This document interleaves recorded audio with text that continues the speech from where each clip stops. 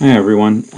This is our lecture on section 3.4 of the text, which is integrals of rational functions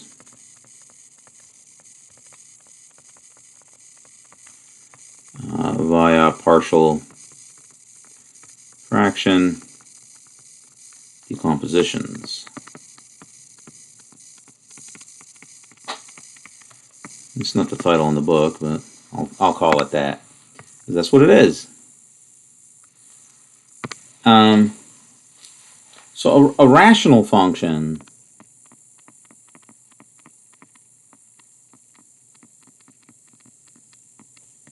is a ratio of two polynomials.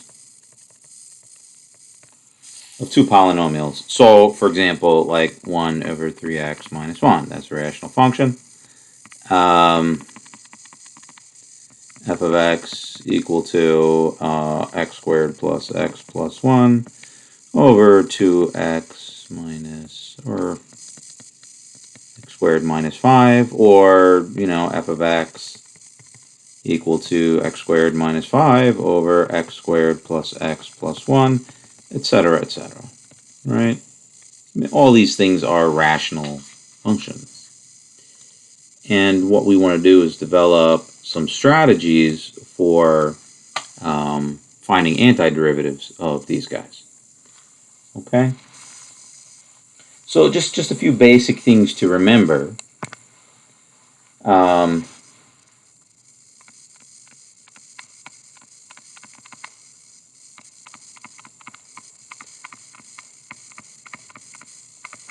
Some basic antiderivatives, okay? If you've got this antiderivative 1 over ax plus b, whatever a and b are, the antiderivative of this is what? Well, it's not f prime over f. No, or g prime over g, we've been saying. Right, now this is g prime of x over g of x. So a lot of folks, by the way, they kind of mess this up on the exam. When I say g prime over g, I mean exactly g prime over g. You can fix it to be g prime over g when you're off by a constant multiple on the top, like this one. The derivative of the bottom is a, but it's not there. But it's just a constant multiple. You just put it there and then divide it out in the front.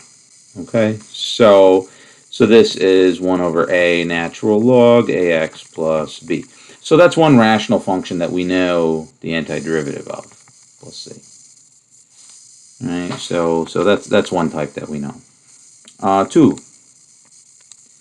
1 over ax plus b to the n for n bigger than 1. Okay, with this one, 1 over ax plus b to the n, for n bigger than or equal to 1, right, this is the antiderivative ax plus b to the minus n,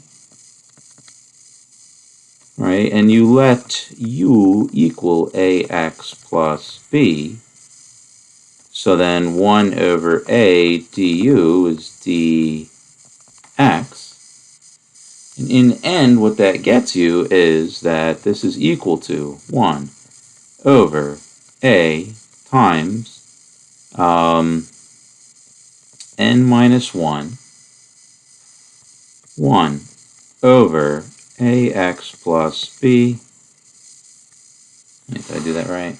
n minus 1 to the n minus 1 plus c.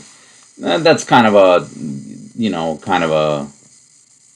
a complicated one, but it's just the power rule. So here we're applying the power rule. Maybe let me do the whole thing. Let's do that substitution. Okay, so this is 1 over a u to the minus n du right? So you add 1 to n, right? And then this is minus n plus 1, right? Minus n plus 1.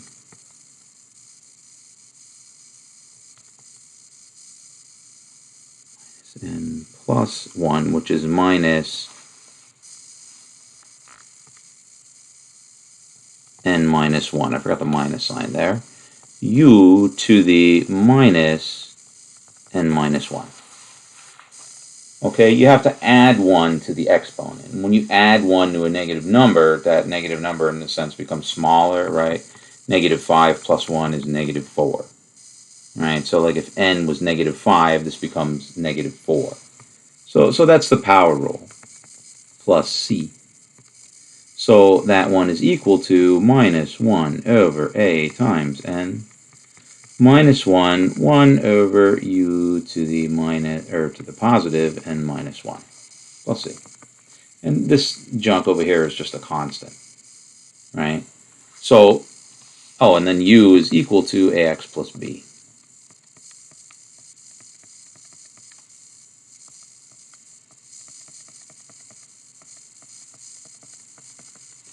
Right, so 1 over ax plus b to the n, antiderivative is 1 over ax plus b to the n minus 1 with this constant out front.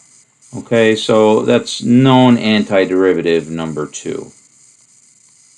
Okay, known antiderivative number 3, right, are things like this. All right, this is arctangent x plus c, and all the various, varieties of ways you can work with this one, like 1 over 9x squared plus 1, right? That's arctan 3x plus c, right? And all the various, all of the different variations that we talked about on this one back in section 1.6. For x over x squared plus 1 is equal to 1/2 2x over x squared plus 1, right? That's g prime of x over g of x. So the antiderivative here is 1/2 natural log x squared plus 1 plus c, and you can skip the absolute values because x squared plus 1 is already positive. Okay? So 4 different antiderivatives that we already know. Okay, that we already know how to deal with. Alright, so that's 1 over a linear function, and the antiderivative of that is natural log. 1 over a linear function to the nth power, where n is bigger than 1, and that's 1 over the same linear function to the n minus first power. This one here, that's 1 over x squared plus 1, that's arctangent.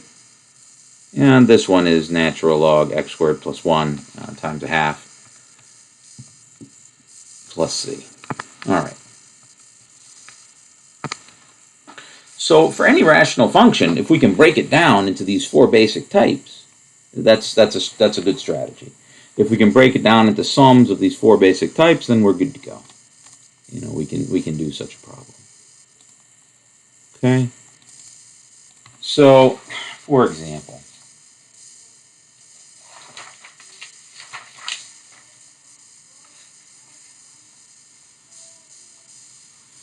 or no, before that, given a rational function,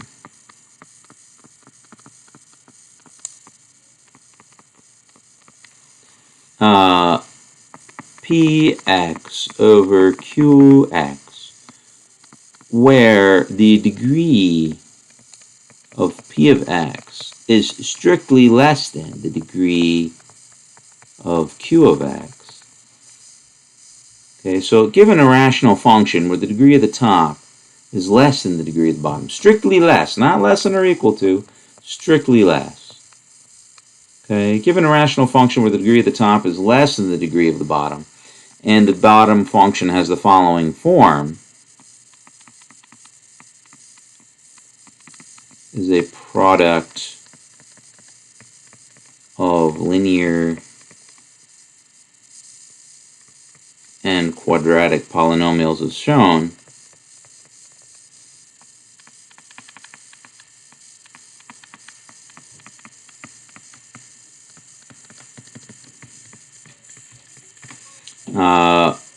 we decompose px over qx into a sum as indicated. So something like this. So if you have px over, and then qx is just a product of linears and quadratics. So we'll say x squared, x minus 1 to the third, x plus 3 squared, and then maybe x plus 1, and then x squared plus 1, x squared plus 3. So something like this. Right, so we've got linear factors on the bottom to various powers, x squared, x minus 1 to the third, x plus 3 squared, x plus 1 to the first power, and then quadratics, x squared plus 1, x squared plus 3, so on and so forth.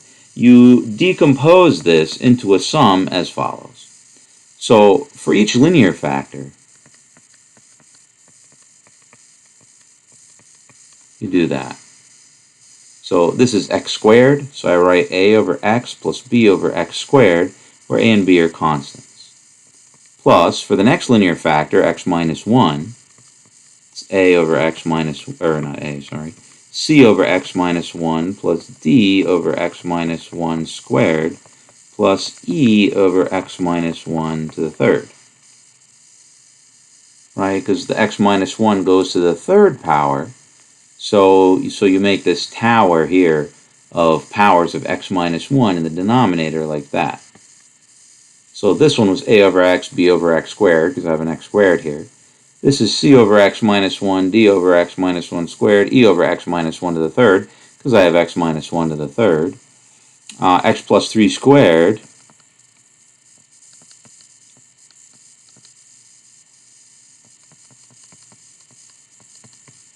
So f plus g over x plus 3, f over x plus 3 plus g over x plus 3 squared. And then I just have one a plus 1, x plus 1.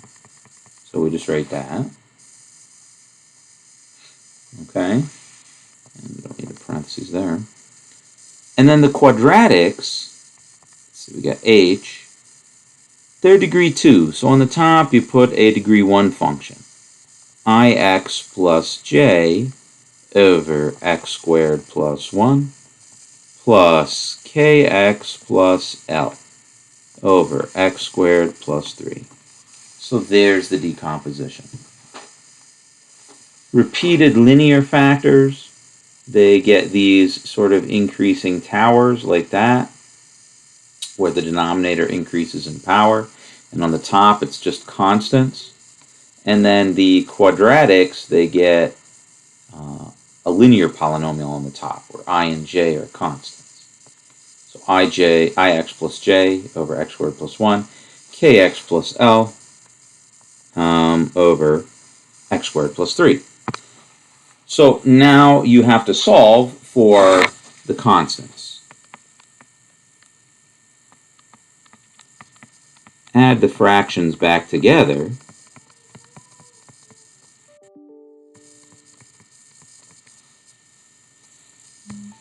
Add the fractions back together. Compare the numerator to p of x and solve for a, b, c, all the way to l. Then integrate each term, or take the antiderivative.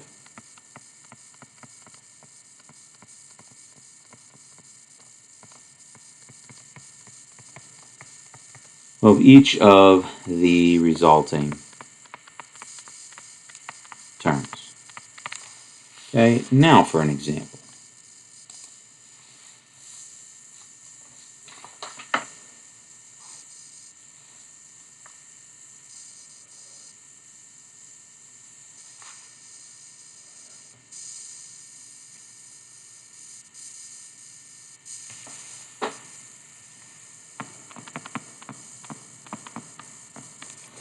So let's do the antiderivative 4x plus 4 over x squared times x plus 2.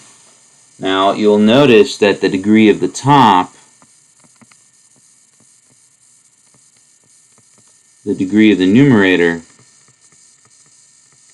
is 1 and the degree of the denominator is 3, which is bigger than 1, so we can do a partial fraction decomposition. The degree of the bottom has to exceed the degree of the top. Strictly exceed. Be at least 1 more. So we can do the partial fraction decomposition. If the degree of the top is bigger than or equal to the degree of the bottom, you have to do something else first, and I'll get into that in a later example. Okay, but this one we can do it as is. We can work with it as is. So 4x plus 4 over x squared times x plus 2 is equal to, so I have this x squared here, so that gets this sequence of fractions over x and x squared, and then x plus 2, another linear term, goes underneath its own constant. And that's it. Now what we need to do is add these back together, add all three of these back together, using this as a common denominator. And once we do that, we can compare the numerator to this numerator and solve for a, b, c. And there's different ways of doing it. I'll show you a few ways. So a, to get the common denominator, has to be multiplied by x times x plus 2 over x squared times x plus 2. b has to be multiplied by x plus 2 over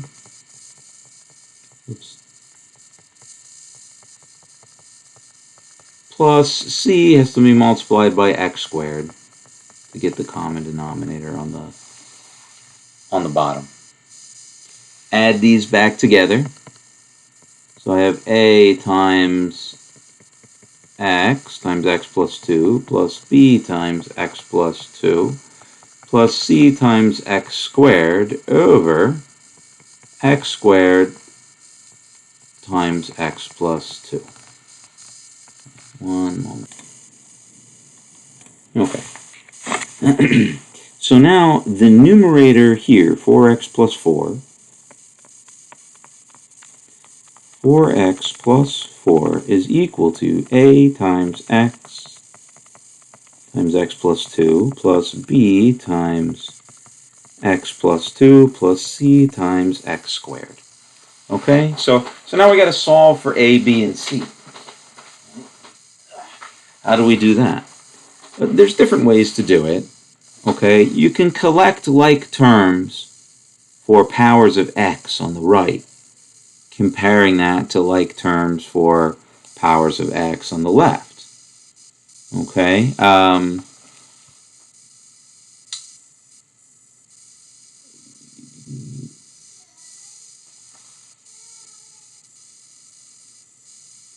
make a mistake? Comparing that to, oh no, this is correct, sorry. Comparing that to powers of x, coefficients to powers of x on the left. Or you can do this. I think this is a little quicker, although it doesn't always work, and you may need to do the other maneuver as well. Pick some numbers for x. Pick like x equal to 0. If I pick x equal to 0, right, this will be 0, and that's going to be 0. So let x equal to 0. If I let x equal to 0 on the left, I get 4. Yeah, and on the right, this is 0 plus 2b plus 0, right? So 2 is equal to b. Right? So that can get you some answers pretty quick. Let x equal to, well, what else could I try? Negative 2, right? Let x be equal to negative 2. So minus 8 plus 4 is minus 4. This is 0 plus 4c. Right? So minus 1 is c. Alright, and now there's nothing else I can choose to make these guys 0, but just pick something else like x equal to 1, and see what else you can figure out. So when x is equal to 1, this is 8 is equal to 2a plus, no, I'm sorry, 3a. 3a plus 3b plus c. But you already know b and c, right? So 8 is 3a plus 6, because b is 2, minus 1. Right, so this is 5, subtracting 5, so I have 3 is equal to 3a, so 1 is equal to a. Right? So now, going right back to the beginning, okay, 4x plus 4 over x squared times x plus 2, the antiderivative of that, is equal to, well, now I've got my decomposition. Right, where is it? It's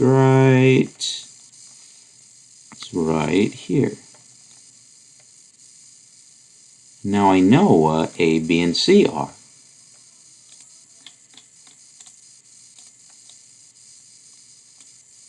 Right, where a is equal to 1,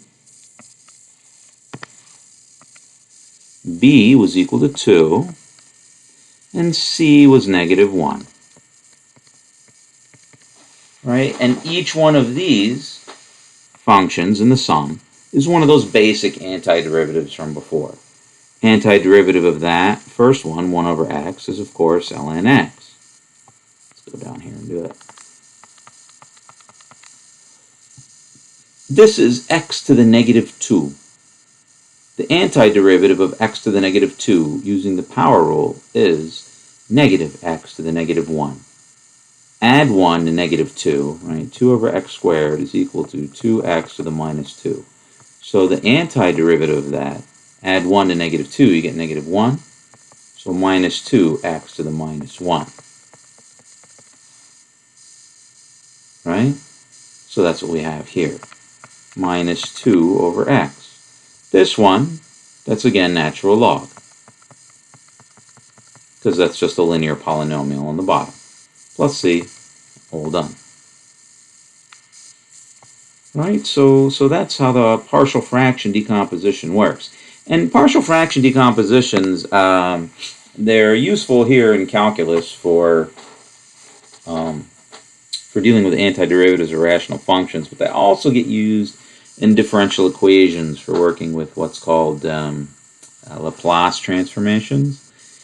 And they're also useful in combinatorics or discrete math for dealing with solving of recurrence relations, which is a lot like solving differential equations, but anyway. So it's a technique that's got some varied uses to it. And it's also useful for doing matrix decompositions if you ever do go to grad school in math. You would learn that there. Okay. What else? Next example.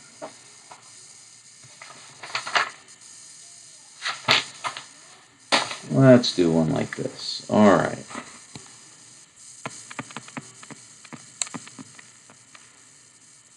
So 3x squared plus x plus 1 over x times x squared plus 1. Okay? So the degree of the numerator is 2, and the degree of the denominator is 3, which exceeds the degree of the numerator. So we can do partial fraction decomposition. All right, so 3x squared plus x plus 1 over x times x squared plus 1 is equal to, all right, well, we have this linear factor x, so it just gets that, plus this quadratic irreducible factor, x squared plus 1. So that gets the linear polynomial on the top, bx plus c. All right, use a common denominator to add these fractions together in terms of a, b, and c.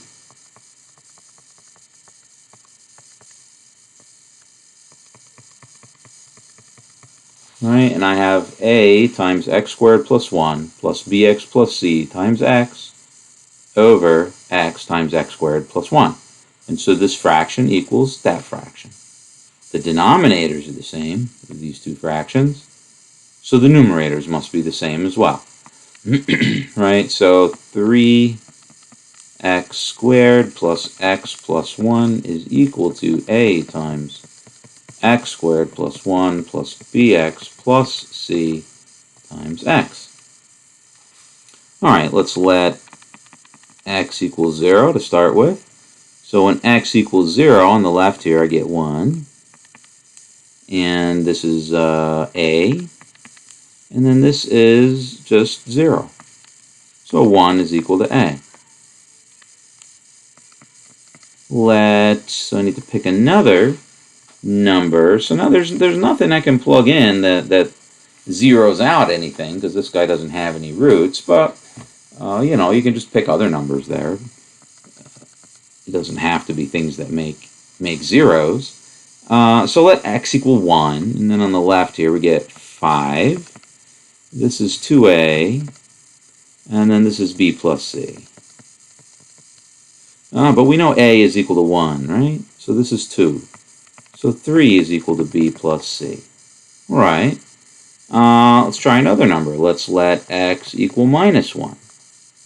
So here we get 4 minus 1 is 3 is equal to 2a plus, let's see, this is minus b plus c times minus 1. So that's b minus c. Again, a is equal to 1. So 1 is equal to b minus c. So I've got these two equations for the unknowns b and c. Right, so b plus c is equal to 3, b minus c is equal to 1. Right, so 3 equals b plus c, and 1 is equal to b minus c. I'll add those equations together, cancel out the c's, and I get 4 is 2b. So 2 is b. B is equal to 2, so c is equal to 1. Right, b is 2, so c is 1.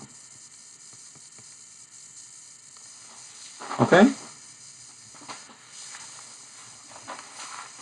So with those irreducible quadratics, the solving for a, b, and c takes a little bit more time than when you have those linear polynomials.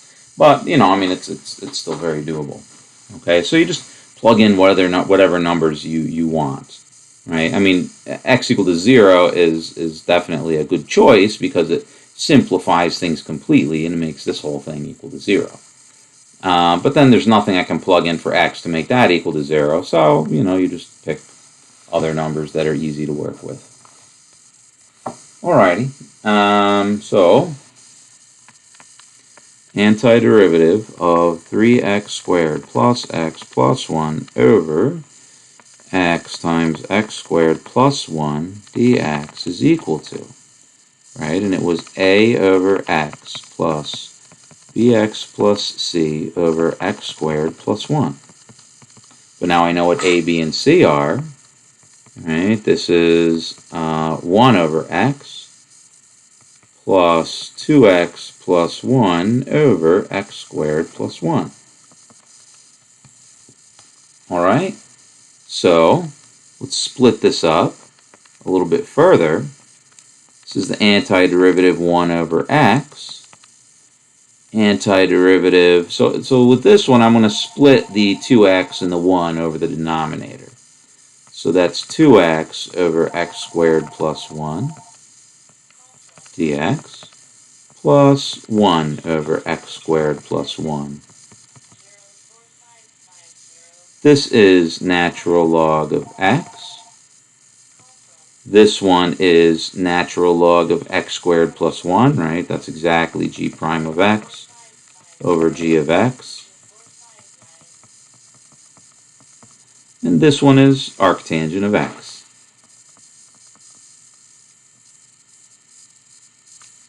And a little space here.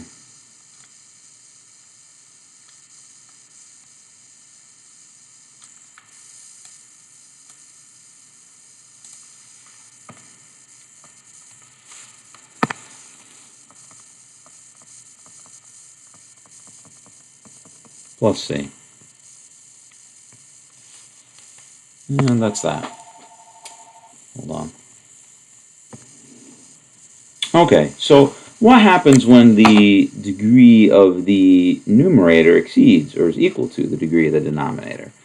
Well, in that case, you have to do a long division of polynomials first.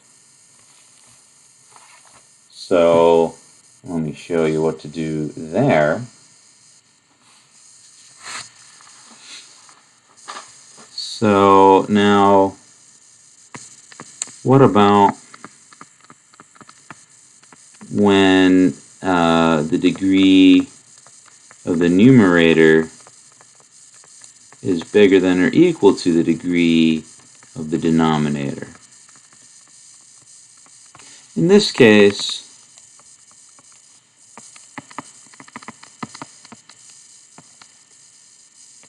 px over qx, well, let me see, ax over bx is equal to the quotient plus the remainder over b, where q of x is the quotient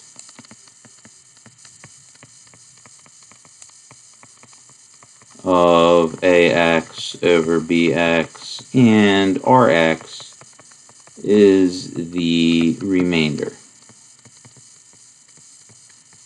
of ax over bx. Alright, so that would have been something that you would have learned how to do in your pre-calculus class. But it's just like ordinary long division, except instead of doing it base 10, you're doing it base x. So for example,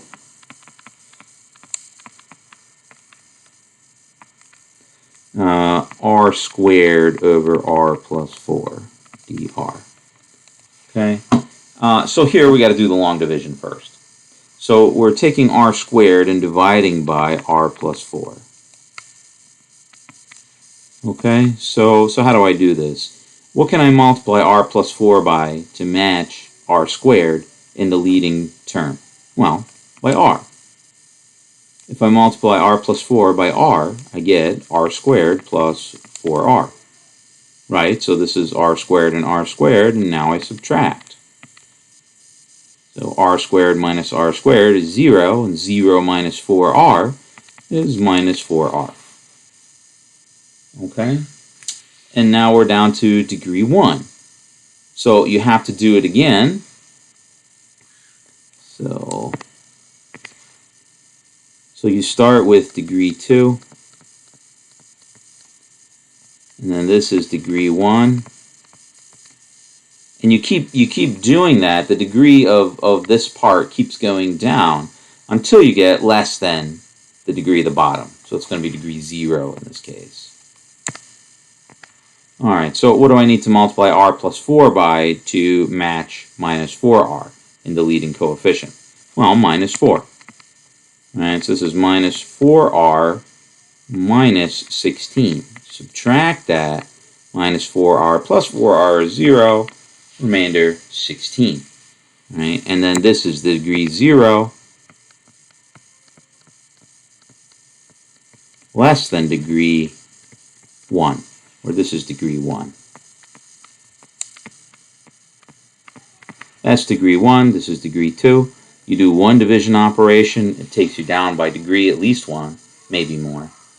But still I haven't got less than degree 1, so I do another division, multiply by negative 4, and now I'm down to degree 0, which is less than degree 1, so that's your remainder, and you halt here. As soon as you hit degree less than the degree of the denominator, you stop. Okay, so what this means in the end is that r squared over r plus 4 is equal to the quotient, right, which is r minus 4, plus the remainder over r plus 4.